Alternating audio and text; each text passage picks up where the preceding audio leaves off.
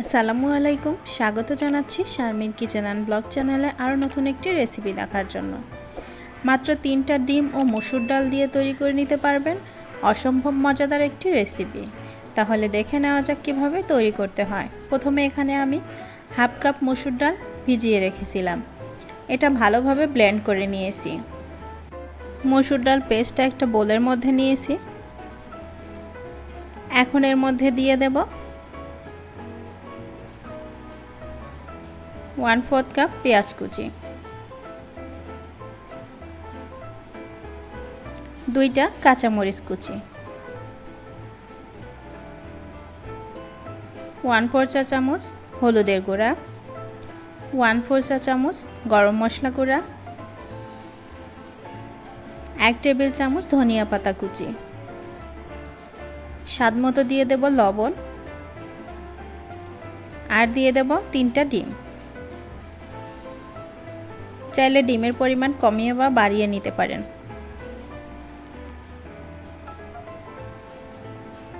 খুব ভালোভাবে ডিমের এই মিশ্রণটা মিশিয়ে নেব।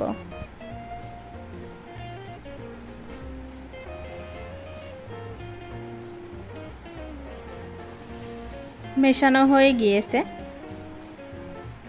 চুলায় একটা পাত্র বসিয়ে দিয়েছি। এখন দিয়ে দেব 2 টেবিল চামচ পরিমাণে রান্নার রেগুলার তেল।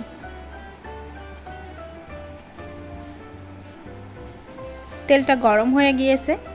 এবার ডিম আর ডালের মিশ্রণটা ঢেলে দেব।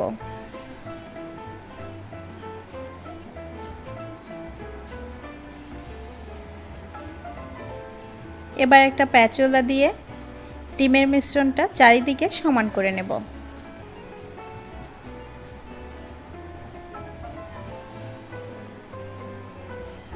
এই কাজটা আলতো হাতে করতে হবে।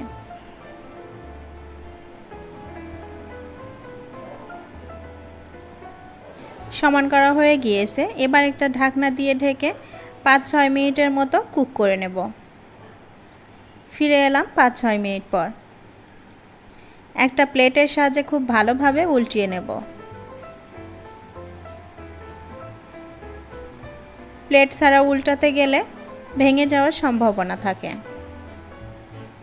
আবারও ঢাকনা দিয়ে ঢেকে 2 মিনিটের মতো কুক করে নেব। ভাজা হয়ে গিয়েছে। এবার চুলা থেকে নামিয়ে নেব। চুলা থেকে নামিয়ে নিয়েছি। আবারও কিছুটা তেল দিয়ে দেব। এবার একটা বড় সাইজের আলু আমি টুকরো করে কেটে নিয়েছি। সেই আলুটা খুব ভালোভাবে ভেজে নেব। চাইলে আলুটা বাদ দিতে পারেন। আলুটা ভাজা হয়ে গিয়েছে। এবার চুলা থেকে নামিয়ে নেব।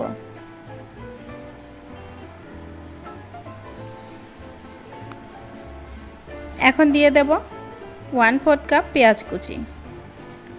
পেঁয়াজ কুচিটা নেড়ে চেড়ে একটু ভেজে নেব। এখন দিয়ে দেব দারচিনি, এলাচ, তেজপাতা ও লং। গরম মশলাগুলো ভালোভাবে তেলের সাথে ভেজে নেব। এখন দিয়ে দেব 1/2 চা চামচ জিরা,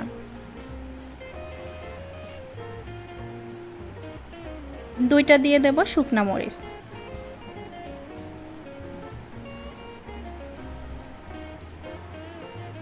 এখন দিয়ে দেব আদা, রসুন, জিরা ও পেঁয়াজ পেস্ট। আমি সবগুলো একসাথে পেস্ট করেছি, চাইলে আপনারা আলাদাভাবে পেস্ট করে দিতে পারেন। এখন দিয়ে দেব 1 চা চামচ হলুদের গুঁড়া, 1 চা চামচ মরিচের গুঁড়া। খুব ভালোভাবে মশলাটাকে কষিয়ে নেব।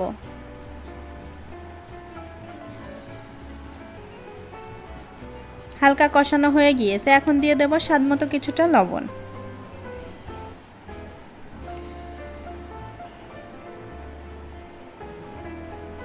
কিছুক্ষণ কষানো হয়ে গিয়েছে। এখন দিয়ে দেব ভেজে রাখা আলু।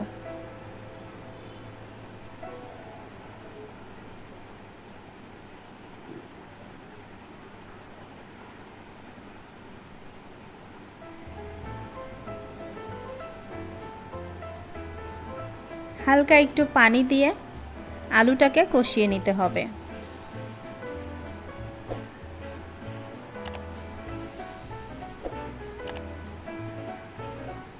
এখন আমি যে ডিমের মিশ্রণটা ভেজে রেখেছিলাম ওইটা কিউব করে কেটে নেব। আপনারা আপনাদের পছন্দ অনুযায়ী কিউব করে কেটে নিতে পারেন। আমি একটু বড় বড় সাইজের করে কেটে নেব।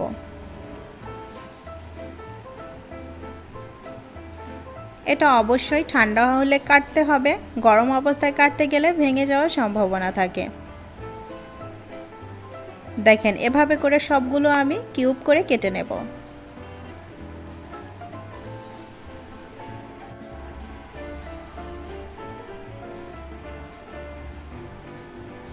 এখন আমি কেটে রাখা ডিমের টুকরোগুলো মশলার মধ্যে দিয়ে দেব।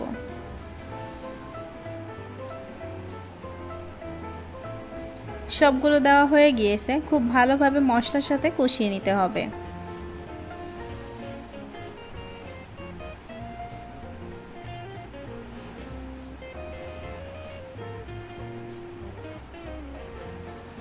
দুই তিন মিনিটের মতো কষানো হয়ে গিয়েছে। এখন দিয়ে দেব 2.5 কাপের মতো পানি।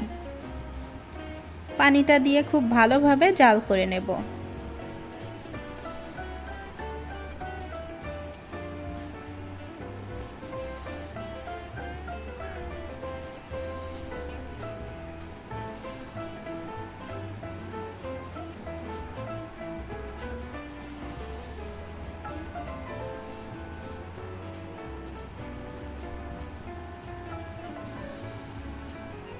দেখতেই পাচ্ছেন পানিটা অনেকটা শুকিয়ে গিয়েছে।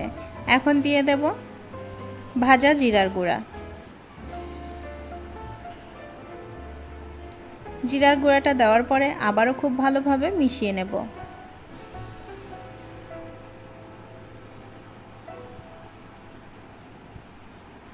এ পর্যায়ে আস্তে আস্তে মেশাতে হবে, তা না হলে ভেঙে যেতে পারে। আর দিয়ে দেব সামান্য ধনেপাতা কুচি।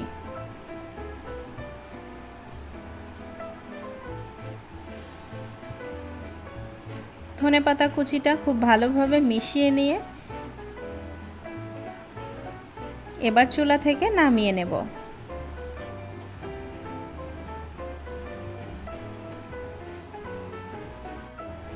চুলা থেকে নামিয়ে নিয়েছি। রেডি হয়ে গেল ডিম ও মসুর ডালের দুর্দান্ত মজাদার একটি রেসিপি।